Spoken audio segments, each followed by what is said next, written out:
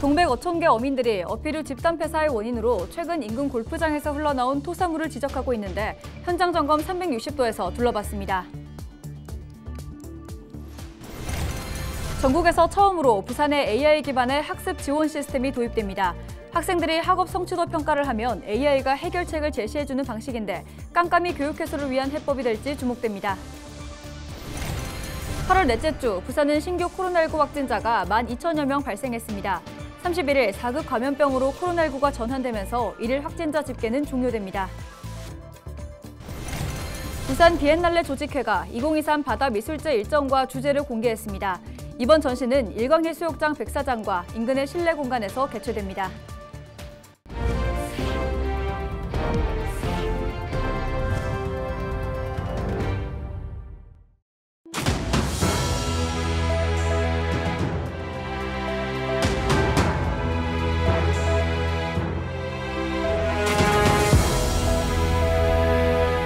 시청자 여러분 안녕하십니까? 헬로티비 부산 뉴스입니다.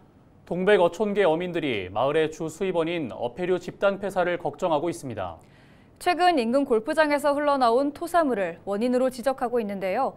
현장 점검 360도 장보영 기자가 취재했습니다. 지난 주말 일광의 한 골프장에서 흘러나온 황토색 물로 인근 어민들이 피해를 호소하고 있습니다. 후쿠시마 오염수 방류로 이미 소가리가 이어지고 있는데 시커먼 물이 수천 톤 흘러내리자 생계를 위협당할 수 있다는 우려에선데요. 사고 이후 바닷속 상황이 어떤지 현장 점검했습니다. 동백항 앞바다입니다. 갓 죽어 뒤집힌 전복과 껍질만 남겨진 껍데기들이 눈에 띕니다. 동백항 안쪽은 한 치 앞을 볼 수 없어 영상 촬영이 불가능한 상황. 항구 밖으로 나와도 뿌옇게 흐린 물로 시야 확보가 쉽지 않습니다. 위에 표층 한 1m 정도가 투명도 뭐 30cm도 안 나올 정도로 완전히 뽀얗게 아무것도 안 보였어요. 해저면 기준으로 한 70cm 정도 전후로가 완전히 그 첫날처럼 바닥층에 그렇게 형성이 돼 있어가지고 카메라로 담을 수 있는 상황이 아니었어요. 1시간 뒤 바닷속에서 나온 해녀들의 손에 들려있는 전복들. 한데 모아보니 죽어가는 것을 비롯해 이미 껍데기만 남겨진 게 한가득입니다. 해녀들은 지난주만 해도 어패류들의 상태가 나쁘지 않았는데 바닷속 생물들이 며칠 사이 죽어가기 시작했다고 말합니다. 오늘 가니까 엉망인 거라 안 돼. 앉아 맡아보지 못한 악취가 나더라고요. 물속에서. 돌에 붙어 있는 거 이 손만 대도 툭툭 떨어지는 거라. 그래 보니까 내장막 붙어 있는 것도 있고 아까 안 봤습니까? 내장막 붙어 있는 것도 있고 벌써 죽어갖고 이 살이 다 나가버리고 답답하지요. 우리 하루하루 생계가 달리가 있고 이랬는데. 해녀들이 주장하는 폐사의 원인은 며칠 전 골프장에서 흘러내려온 토사물입니다. 지난 27일 오전 인근 골프장 저수지의 배관이 부서져 6,000톤가량으로 추정되는 토사물이 순식간에 바다로 쏟아졌습니다.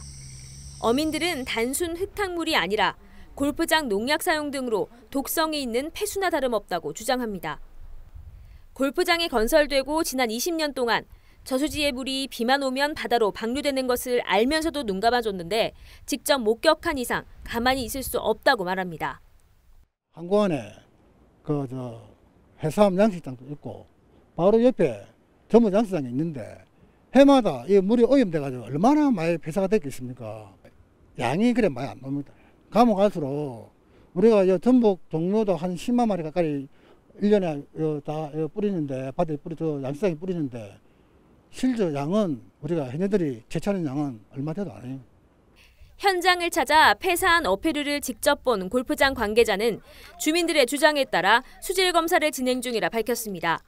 대규모 토사물 유출도 반복되지 않도록 조치하겠다는 계획입니다.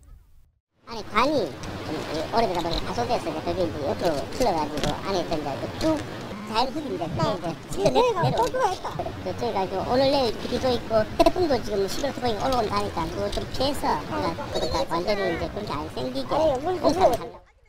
기장군도 사고 이후 저수지에서 시료를 채취해 보건환경연구원에 농약 검출 검사를 의뢰했습니다.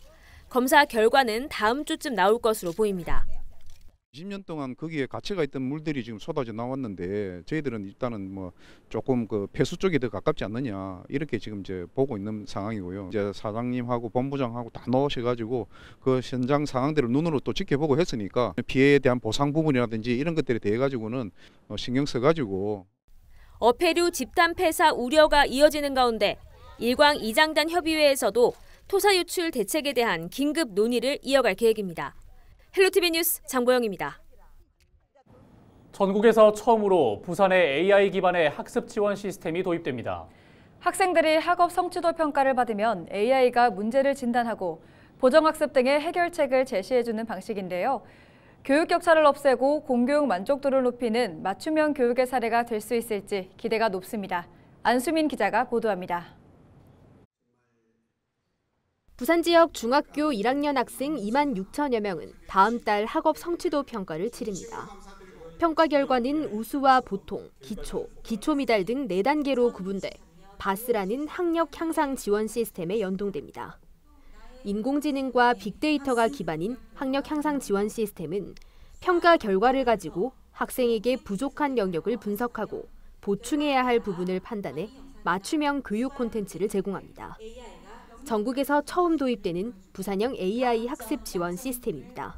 학생의 오답률이 높을 때는 오답에 대한 오답지도 제공하고 학습 문제의 틀린 문제가 무엇이 원인지를 찾아내게 해서 좀 더 진화된 학습을 자꾸 유도를 해나갑니다. 교사들도 기대가 큽니다. 학생 개인별 학업 수준에 따라 맞춤형 과제를 내주거나 문제를 제공하는 등 데이터를 바탕으로 보다 세밀한 학습 지도를 할 수 있게 된 겁니다. 일단 학급 안에서도 학생들의 수준이 전부 다 달라서 저희가 일괄 수업은 하지만 그 이후에 그 학생들의 수준에 따라서 어떻게 지도를 할 것인가 이거는 항상 고민인 문제인데 시스템을 활용하면 아이들이 집에서도 PC 등을 이용해 보다 주도적으로 학습할 수 있습니다. 학부모들은 사교육 의존도를 낮출 수 있지 않을까 하는 기대감을 내비쳤습니다. 아직은 이제 시험 단계이다 보니까 많이 알려지지는 않은 걸로 제가 알고 있는데 많이 보급이 되고 한다면 이제 뭐 사교육을 받는 아이도 있겠지만 받지 못하는 아이들한테는 분명히 도움이 되는 부분이 있을 거라고 생각이 됩니다. 부산시교육청은 9월까지 부산 지역 40개 초중고등학교에서 시스템을 시범 운영한 뒤 미비한 부분을 개선하고 전면 시행에 들어갈 예정입니다. 헬로티비 뉴스 안수민입니다.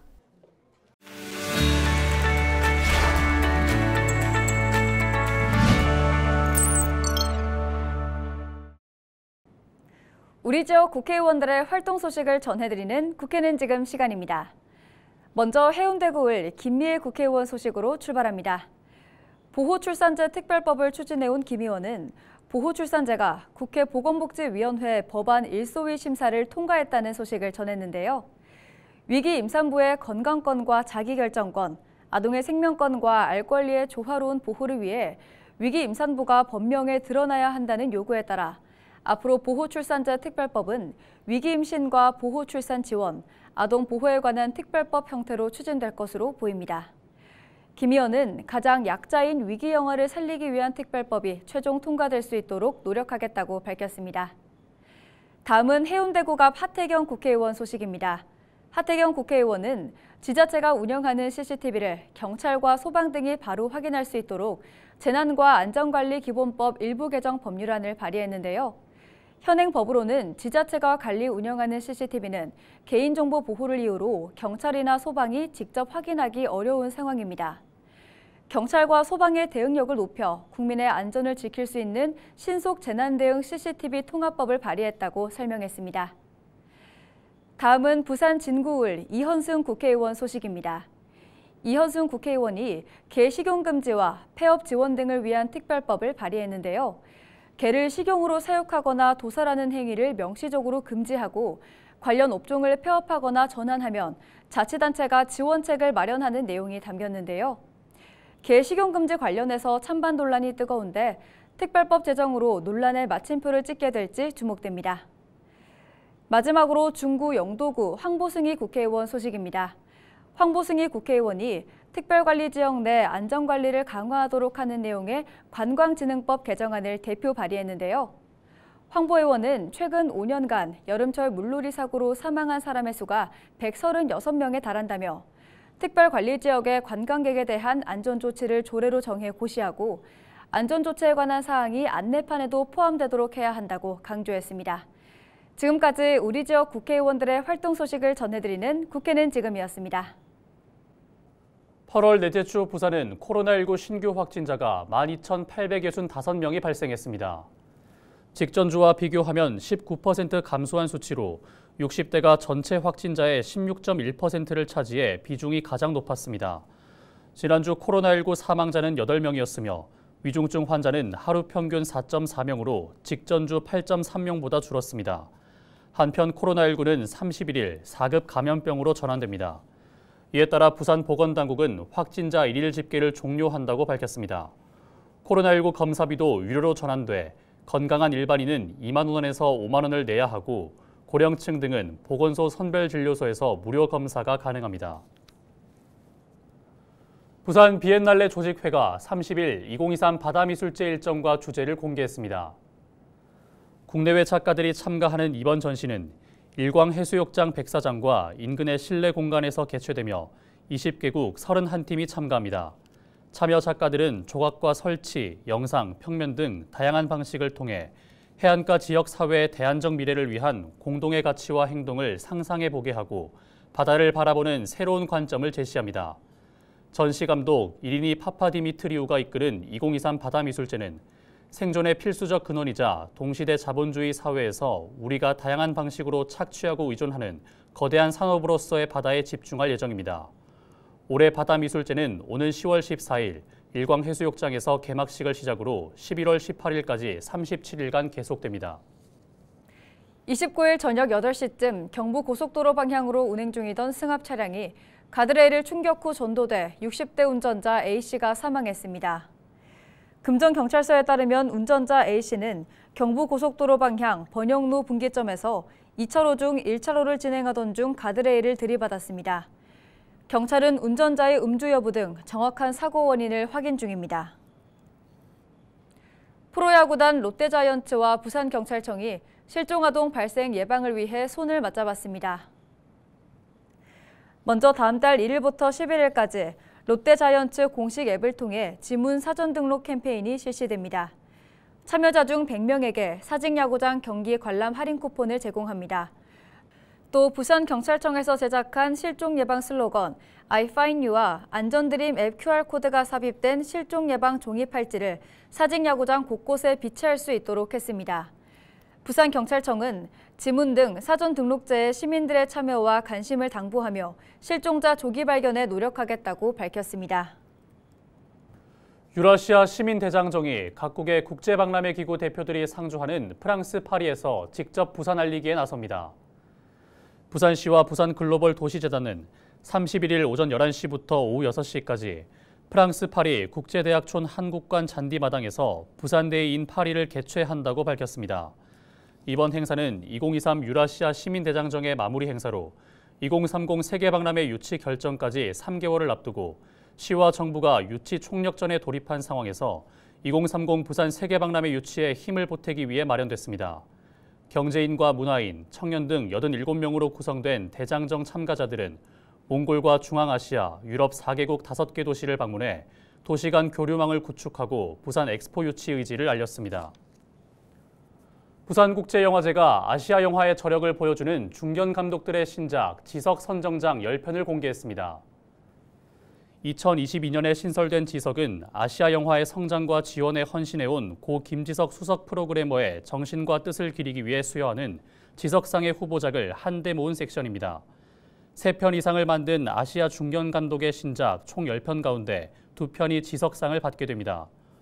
올해 지석 선정작에는 일본의 젊은 거장으로 주목받고 있는 이시 유야 감독의 달 등이 선정됐습니다. 부산지방해양수산청이 해양사고를 예방하기 위한 세부 시행 계획을 수립해 시행합니다. 해수청은 가을철 초강력 태풍과 가을 장마 등 이상기후 발생 가능성이 높고 추석 연휴 해상 교통량 증가와 어선의 조업 활동이 활발해지면서 발생할 수 있는 사고에 대비하기 위해 사고 예방 계획을 마련했다고 밝혔습니다.